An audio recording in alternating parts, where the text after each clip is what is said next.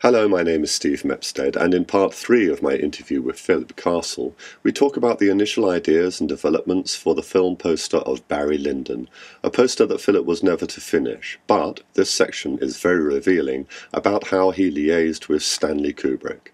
Still in the ideas stage. We hadn't established a hard, finished thing which I would have worked up and made a decent shot of. And it never actually ever reached that stage. And he obviously was not content with what I produced. And I think he'd got somebody else working on it, and I think he just went with the other people. But it was unmemorable, wasn't it? It wasn't. I can't tell you. I've seen several different ones. I wouldn't tell you which was which was the main image for it. The sort of floral. I think it was a garden scene. Yeah, I think it was floral. With some arch. With that, he gave me the job, but there's no film. He hadn't done any shooting. He'd done a lot of planning, and because he was thinking about Napoleon, I think he had a lot of that sort of period stuff around, and he knew what was what. Yeah. And because there was nothing to show me, he said, "Go and get the book." And so I went to Fulham Library, and they didn't have it in stock. They had to go to the vaults and find it. And I read the book, and it was actually smashing. It's a super funny book. It's funny in the same way that Clockwork Orange is funny. Yes. It's got jokes in it. It's Irish humour. You know, because it's Irish. A lot of it takes place in Ireland. He's a very much a lad on the make, and he's poking fun at both Irish and English, but somehow that doesn't come across in the movie. The film is beautiful, absolutely beautiful. His age, each scene is a new old master painting. It's fantastic. But so for Barry Lyndon, your reading of the book gave you the most ideas. Oh, right? yeah, so there wasn't any right. footage to see. No, there was nothing. I couldn't work. I made up this drawing of. So you imagined the characters completely. Yes.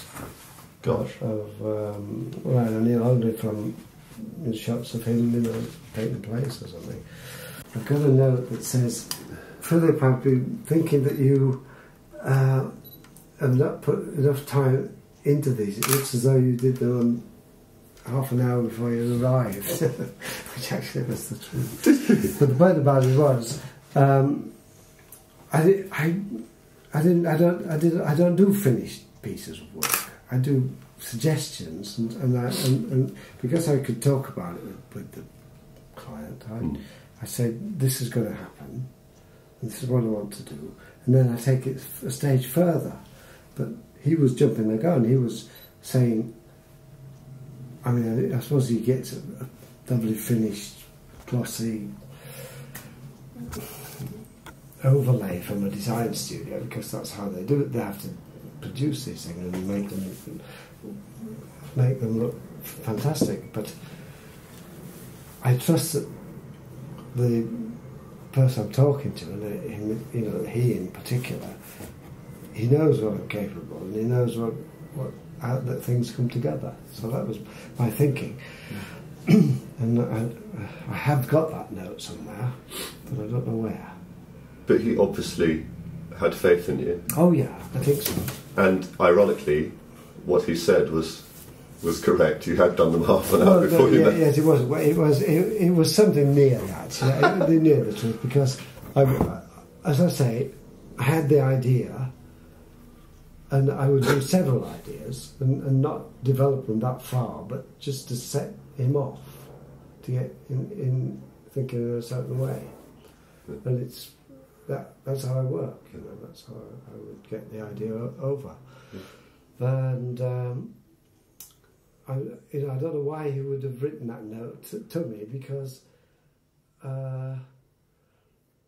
he would know that it would come right in the end. It was just